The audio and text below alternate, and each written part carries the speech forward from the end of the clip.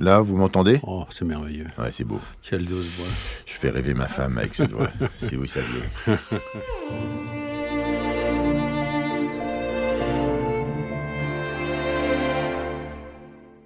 La salle de lecture. Jean-Christophe Ruffin, bonjour. Et là encore, ce silence qui m'aide. Bonjour. Non, mais bonjour, c'est parfait.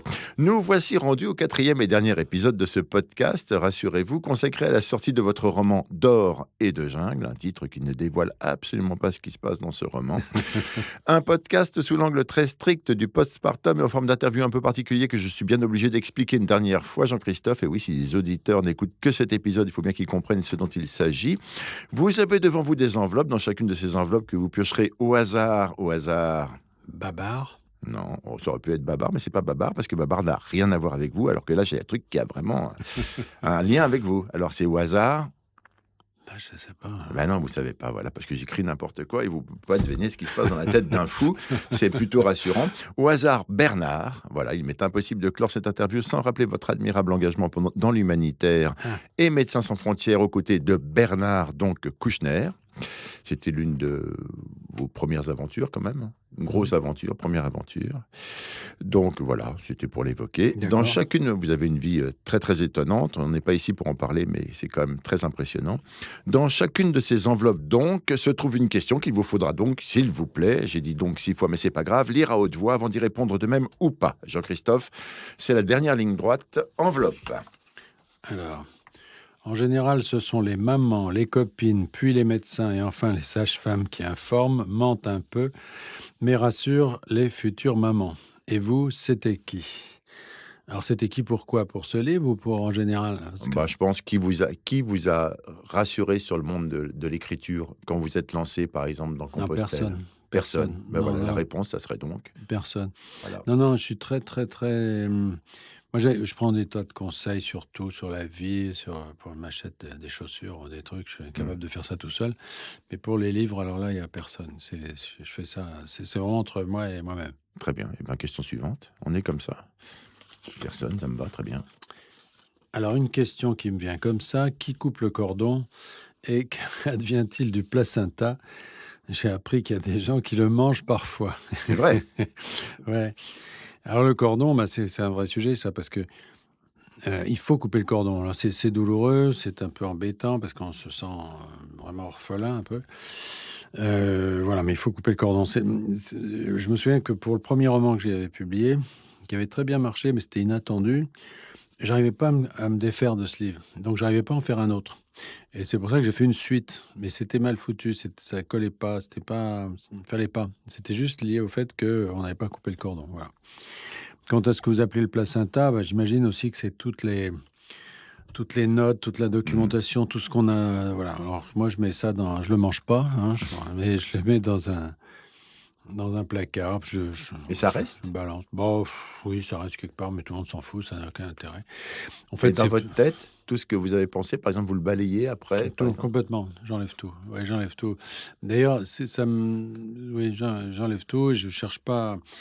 Moi, je compare ça, non pas au placenta, mais à un échafaudage, si vous voulez. C'est-à-dire qu'on a peint la façade, on enlève l'échafaudage, quoi. Et donc, les turdes, on les met ailleurs, quoi. Enfin, non, mais ça, j'ai pas... alors, si vous voulez, la question, ça pose implicitement la question de la postérité, etc. Il y a des gens qui se préparent comme ça, dans les siècles futurs, qu'on viendra faire une thèse sur eux, machin. Mais moi, jamais j'ai pensé ça. Je veux dire, jamais, tout le monde s'en fout, on m'oubliera. Mais quand vous pensez aux anciens auteurs comme Dumas, par exemple, dont vous parlez de temps en temps, enfin assez souvent, vous, dans vous-même, enfin, vous vous posez la question de savoir, vous aimeriez être lu, pareil, parce que Dumas, quand même, ça fait longtemps qu'il a écrit ses livres, il est Oui. mort, il est dépassé, mais il fait partie de notre vie maintenant, Oui, quoi. tout à fait. Oui, évidemment, ce serait une fierté, mais enfin, une fierté quand on est au cimetière, si vous voulez, c'est moins utile, quoi. Enfin, ça. Mais surtout, compte tenu de l'accélération des choses, moi, j'y crois pas du tout. Je suis très heureux qu'on me lise depuis longtemps, parce que là, ça, c'est quelque chose de perceptible. Quand je vois des gens qui arrivent avec des livres qui sont parus il y a 25 ans, ça me touche. Maintenant, dans un siècle ou deux, je n'en sais rien. Et puis, de toute façon, qui peut le savoir? Vous voyez, Romain Gary, par exemple, qui était assez mal considéré de son vivant, c'est d'ailleurs pour ça qu'il avait changé, pris Ouais, un Ajar, oui. pseudonyme, Oui. ouais. C'était pour, en quelque sorte, repartir à zéro, puis avoir tous les critiques. Romain Gary, finalement, aujourd'hui, les jeunes le lisent et il a pris une valeur folle en termes, j'allais dire, de postérité, quoi. Alors que vous avez des auteurs de la même période qui n'ont pas eu, même Malraux, finalement, aujourd'hui, qu'on lit moins. Clair. Et quand vous regardez la correspondance entre Gide et Simenon, par exemple, Simenon qui dit: «Maître, je vais essayer d'écrire un roman, machin, etc.» Enfin, il est là à lécher les bottes de l'autre. Aujourd'hui, plus personne lit Gide et Simenon est dans la Pléiade. Vous voyez, c'est ça qui est... Donc, on ne sait pas. Simenon, vous en pensez quoi? Non, j'adore. Simenon, pour moi, c'est un maître absolu. Je veux dire, je dis pas que j'ai tout lu parce qu'il y en a tellement, mais oui, j'ai dû lire peut-être 90%, j'en sais rien. Et je les relis en plus. Non, D'accord. ça c'est... Et vous vous n'avez jamais envisagé de prendre un pseudo pour écrire des nouveaux livres? Mais ça fait partie des trucs que les éditeurs ne veulent pas. C'est-à-dire que, si vous voulez... Vous en foutez, vous faites tout comme vous voulez, de toute façon. Ouais, non, si. parce que... Oui, c'est difficile, parce que si vous le publiez en disant on va te mettre un pseudo, et puis tout le monde va raconter derrière, non, c'est lui en fait, etc. Ça sert à rien, c'est pas un pseudo. Un vrai pseudo, c'est assez compliqué. Il faut un truc étanche, si vous voulez, Ouais. où les gens jouent le jeu. Mais écrivez sous mon nom. Voilà, mais il y en a plusieurs qui sont... Ça serait Vous pas saviez mal. pas? Allez, il nous reste quelques questions. Une question magazine People qui reprend quelques questions qui se posent au moment du postpartum. C'est un peu lourd, hein, là. Oui. Est-il trop tôt pour boire une coupe de champagne? Est-ce que je peux mettre des vêtements normaux maintenant? Combien de temps avant de refaire l'amour? Alors, boire la coupe de champagne, oui, ça, on l'a fait. Mettre des vêtements normaux, oui. C'est qu'il y a il y a quand même des écrivains qui se mettent dans des états quasi de transe au moment où ils écrivent. Enfin, ils sont dans Ouais, dans non, l'enfermement, des choses comme ça. Bon, Pas ça vous. va. Non. Ok. Non, je continue à... J'essaye de défendre cette question extrêmement mal écrite. Non, elle est très intéressante. Ok, qui est Elle est formidable. très intéressante, mais elle est incompréhensible, c'est tout. Non, mais et combien de temps avant de refaire l'amour? Eh bien, Bah oui. en fait, c'est combien de temps avant de repartir sur un projet? Là, faut déjà un petit peu avoir digéré le précédent, quoi. Donc, Oui, vous avez vraiment un vrai gap entre les, ouais, entre les deux. Vous ouais. n'avez pas cette espèce d'enchaînement. J'aimerais, je l'ai un peu dans la mesure où je vois un peu ce que je veux faire, mais j'ai pas du tout le temps. J'ai pas le temps, c'est pas possible. Et puis, en plus, il faut quand même être assez imprégné du livre dont on parle, si vous voulez. Si vous êtes complètement dans un autre, et puis que ça m'est arrivé parfois, hein, de participer à quelque chose, à un colloque ou je sais pas quoi, une conférence pour évoquer un livre que j'ai publié il y a 3-4 ans, si vous voulez. C'est complètement difficile, c'est très difficile, hein, on ne se souvient même plus des noms. Donc, vous avez besoin de déclencheurs et de choses comme ça. Et là, je peux vous demander, c'est pas postpartum, donc oui, c'est pas dans l'enveloppe, mais le déclencheur d'Or et de Jungle, c'est comme juste le déclencheur. Qu'est-ce qu'elle dit? Parce que bon, voilà, cette aventure, ces espèces d'attaques cyber, ce machin, ces nouveaux mercenaires, ça sort d'où? C'est l'idée de départ. Le moment où vous dites, tiens, j'ai quelque chose là. Ouais, l'idée de départ, c'est quand le président du Sénégal m'avait raconté qu'une entreprise était venue lui proposer un coup d'État clé en main. Et en me renseignant, j'avais regardé, j'avais vu que en effet, ça se faisait. C'était une sorte de service, quoi. Et il y a ça, et puis cette idée qu'on ne peut pas ne pas avoir quand on fréquente un peu le monde, et en particulier les pays du Sud aujourd'hui, c'est la vulnérabilité de tous ces États du monde qui sont très jeunes, qui sont très pauvres et qui sont très convoités, c'est-à-dire soit par les mafias, narco-États, machin, etc., soit par peut-être quelqu'un d'autre. Voilà. Oui, d'accord. Ok, très bien. Je continue ou... Mais oui, allez-y, question Vous n'êtes pas postpartum. lassé, vous n'en avez pas marre? Non, pas du tout. Non, je pensais à votre livre, en fait. Je pensais au fils Thatcher, pour tout vous dire.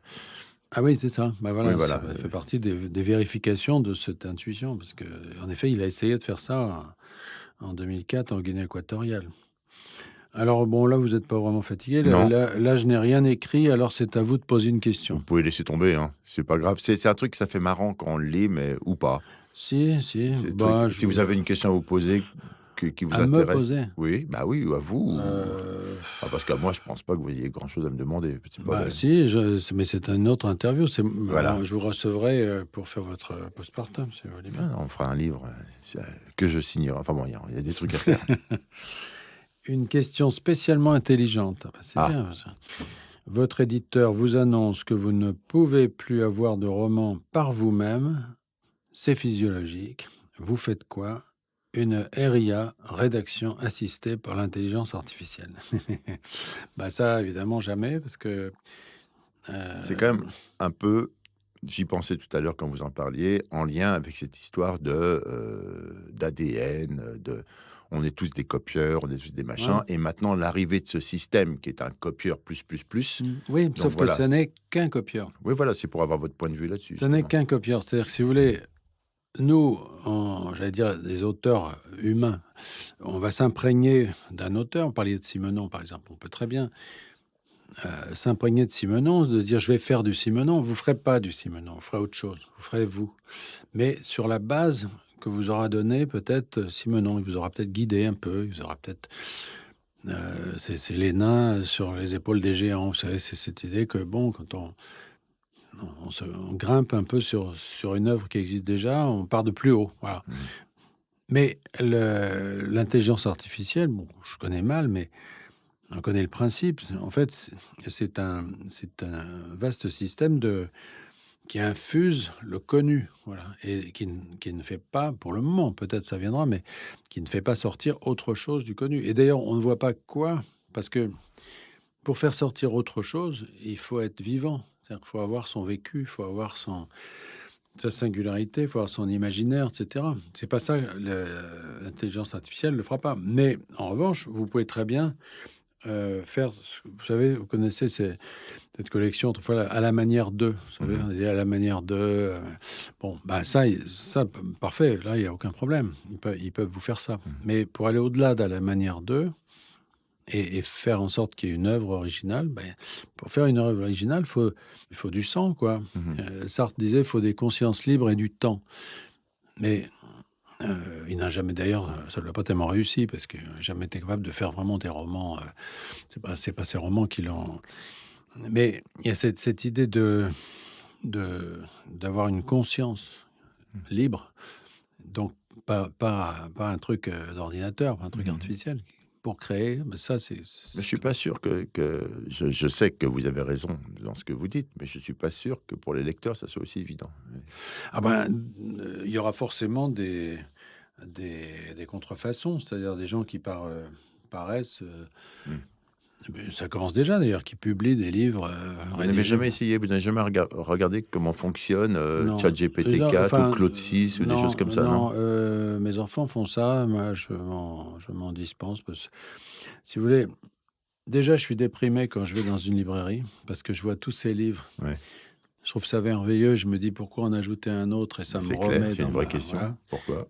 voilà. Alors si en plus je m'aperçois que mon ordinateur peut faire ça à ma place, alors là écoutez, c'est ma mort que vous voulez, hein? Non, non, non, je veux rien du tout. Non, non, allez, une dernière question. Prenez, hop, je vous donne celle-là, ça peut l'air très intéressante.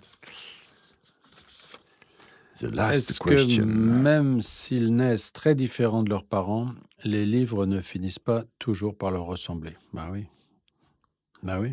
Mais c'est tant mieux, tant mieux. Alors, la difficulté c'est qu'ils n'ont pas un parent, enfin plusieurs parents, ils en ont qu'un. C'est-à-dire que les livres, les enfants, on les fait à plusieurs. Enfin, ça se faisait avant, je ne sais pas quand ça continue. Mais les livres, on est seul. Donc, ils vous ressemblent à vous, quoi. Voilà. Alors, ben, oui, tant mieux, tant mieux. Et d'ailleurs, parfois, des gens découvrent un peu qui vous êtes à travers ces livres. Ils vont vous découvrir plus tendre, plus bienveillant, plus drôle, etc., que vous imaginez. Mmh. Ou au contraire, ils vont vous trouver sinistre, emmerdant, alors ils pensaient que vous étiez sympa. Et Mais et dans ce cas-là, pour conclure cette interview, c'est, enfin interview, si on peut dire, enfin ces questions postpartum, quelle serait dans D'or et de jungle la part de vous-même? bah, il y a cette idée d'observer le monde et essayer de prévoir un petit peu ce qui vient. Et cette méfiance aussi à l'égard de cette, d'un certain nombre de puissances, notamment autour des nouvelles technologies, Ce que etc. vous appelez les ados attardés. Voilà, qui Oui. me rassurent pas du tout. C'est-à-dire qui même me font très peur. Moi, je suis pas de ce monde-là. Je suis du monde de l'écrit, de l'époque où il y avait pas d'autres, il y a pas d'écran, il y avait rien. Mais c'est un peu un discours de vieux con. Mais je veux dire que donc je suis comme tout le monde. J'ai profité de cet extraordinaire développement, mais j'en vois aussi les dangers et les menaces. Donc voilà, c'est pas du pessimisme, C'est une inquiétude quand même. c'est une Vous êtes inquiétude. inquiet. Ouais, c'est une inquiétude et peut-être aussi une forme de regret, de nostalgie, si vous voulez. Ça veut pas dire je fais pas du c'était mieux avant, hein, c'est pas ça. Mais nostalgie d'une époque, voilà, où on avait peut-être plus de temps, c'est-à-dire une réflexion qui était Je comprends cette nostalgie du temps et puis je la partage, mais en revanche, j'ai du mal à saisir l'inquiétude par rapport à des bouleversements qui, vraisemblablement, vont nous tomber dessus, par rapport au monde que j'ai connu, comme vous, même si un peu plus tard, mais enfin pas tellement, et je suis pas plus inquiet, de Musk que je ne l'étais, de l'affrontement États-Unis-Russie ou d'autres systèmes comme ça et encore moins de ce qui s'est passé avant, et cetera. Donc je me dis après tout, une nouvelle aventure, un nouveau système, non, mais il y a, si vous voulez, il y a tout un toute une dimension très positive, mais je crois, si vous voulez, c'est un peu comme j'avais écrit sur l'écologie, comme ça, un livre qui s'appelait Le parfum d'Adam, où il y avait toute l'écologie, tout ce qu'elle a apporté de positif, et cetera. Mais il y a aussi une écologie radicale, assez inquiétante, assez anti-humaniste, et cetera, qui peut, d'une certaine manière, être la face sombre un peu du système. Vous lisez certains textes de Peter Singer sur l'animal, et cetera, et des choses qui font un peu peur, voilà. Et là, c'est la même chose, c'est-à-dire que on voit toute cette dimension très, très positive de ce qu'apportent ces technologies, mais il y a l'idée que, il y a probablement une contrepartie, qui est, la concentration d'une puissance absolument inouïe, entre les mains de gens qui n'en font pas forcément bon usage, voilà. c'est ça. Et ben, en médecine, en revanche, c'est très positif en Oui, médecine. mais il y a des bien sûr, mais Ouais. Mmh. en tout, mais moi, je n'aime pas l'idée, si vous voulez, qu'un domaine comme ça puisse être entièrement bon. Je trouve que, au début, j'ai commencé avec l'humanitaire, j'avais écrit le 1er livre sur l'humanitaire. L'humanitaire, c'est merveilleux, et cetera. Oui, mais Ouais, clairement, ça ouais. peut aussi faire des conneries, Mmh. et cetera. Voilà, c'est un peu la même chose. D'accord. Eh ben, Jean-Christophe Ruffin, merci mille fois pour votre temps, vos réponses et votre généreuse patience. Je rappelle le titre de votre dernier roman paru chez Calman Levy, D'or et de jungle, de l'or qui ne vient pas aujourd'hui du silence, mais bien au contraire de vos paroles et une jungle que je souhaite à nos auditeurs un peu moins impénétrable grâce à ces 4 épisodes de podcast en forme de postpartum. Merci encore. Merci.